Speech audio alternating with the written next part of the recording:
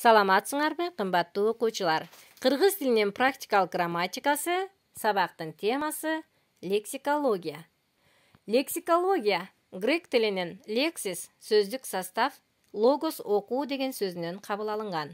Лексикология сөздөр жөнүндөгү илим.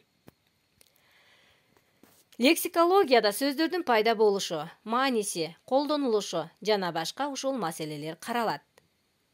Лексикологиянын объектиси болуп сөз эсептелет. Лексикологиянын тармактары. Лексикологиянын бир нече тармагы бар. Биринчи тармагы семасиология. Семасиология грек тилинен семасия маани, логос окуу деген сөзүнөн кабыл алынган. Семасиология сөздөрдүн маанилерин, алардын түрлөрүн, тактап айтканда, омоним, антоним, синоним сыяктуу сөз түрлөрүн изилдөөчү тармак. Мисалы, өйдө ылдый, антоним, кой, омоним, аруу, таза, синоним. Сөз жана анын маанилери. Сөз бир нече тыбыштан туруп, кандайдыр бир мааниге ээ болгон, башкача айтканда, бир буюмдун, кубулуштун, түшүнүктүн, сезимдин, жандыктын атын билдирүүчү тилдин эң негизги бирдиги. Сөз аркылуу адамдар бири-бири менен маек куруп, тил табыша алышат. Сөздүн лексикалык мааниси. Сөздүн мааниси. Башкача айтканда, түшүнүктүн түшүндүрмөсү. Мисалы, калем сөзүнүн лексикалык мааниси төмөндөгүдөй берсек болот. Калем бул дептерге, кагазга жана башка ушул сыяктуу нерсеге кол менен кармап жазуу үчүн колдонулган, жыгачтан, пластиктен же темирден жасалган сыялуу ичке буюм. Сөздүн грамматикалык мааниси. Сөздүн грамматика, тактап айтканда, морфология жана синтаксис тарабынан каралган, талданган мааниси. Мисалы, калем сөзүнүн грамматикалык мааниси төмөндөгүдөй.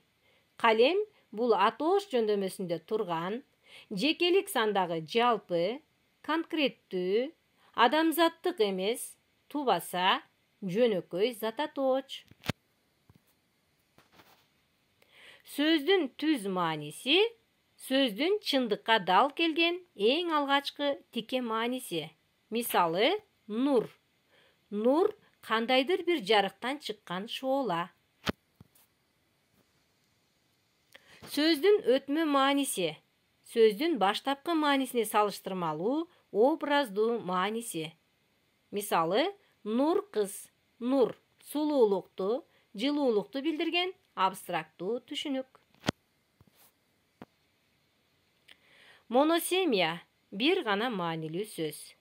Моносемия грек тилинен моно бир, семасия маани деген сөзүнөн кабыл алынган.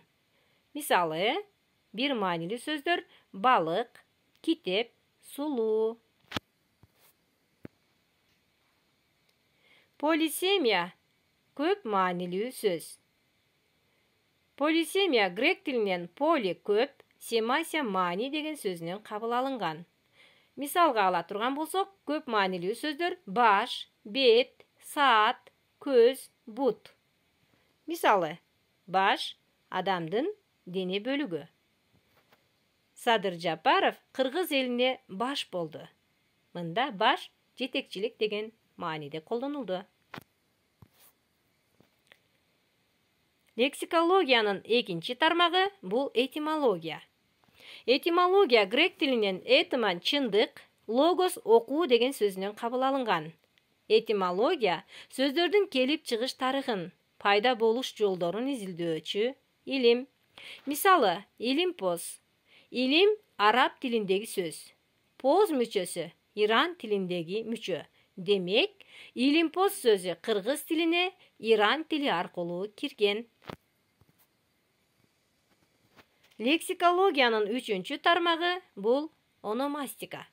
Ономастика грек тилинен анома ат деген сөзүнөн кабыл алынган. Ономастика энчилүү аттарды изилдөөчү илим.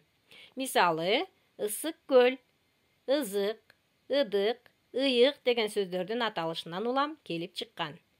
Ат башы, мууздалган аттын башы деген сөздөн улам келип чыккан. Лексикологиянын 4-чү тармагы бул фразеология. Фразеология грек тилинен фразион туюнтма, логос окуу деген сөзүнөн кабыл алынган. Фразеология лексикологиянын тилдеги туруктуу сөз айкаштарын изилдөөчү тармагы. Мисалы, туруктуу сөз айкаштар кара кылды как жарган, калыс, 40 жылкы, кыз, иттин кара капталынан, аябай көп, көзгө сайса көрүнгүс, караңгылык. Лексикологиянын 5-чи тармагы бул лексикография. Грек тилинен лексис сөздүк состав, граф жазуу деген сөзүнөн кабыл алынган. Лексикография тилдеги сөздөрдү жыйноо, аларды системалаштыруу жана алардын сөздүгүн түзүү теориясы жана практикасы жөнүндө окутуп үйрөтүүчү бөлүм. Үй тапшырма. Биринчи тапшырма: төмөндөгү сөздөрдүн лексикалык жана грамматикалык маанилерин тапкыла. Экинчи тапшырма: сүйлөмдөгү асты сызылган сөздөрдүн кандай мааниде колдонулганын аныктагыла. Түз же өтмө мааниде колдонулганын аныктайсыңар. Мисалы, биз сууну төмөндөгү булактан гана алабыз. Бул жерде булак түз мааниде колдонулду. Үчүнчү тапшырма: берилген сөздөр моносемиябы же полисемиябы? Мына ушуну аныктайсыңар.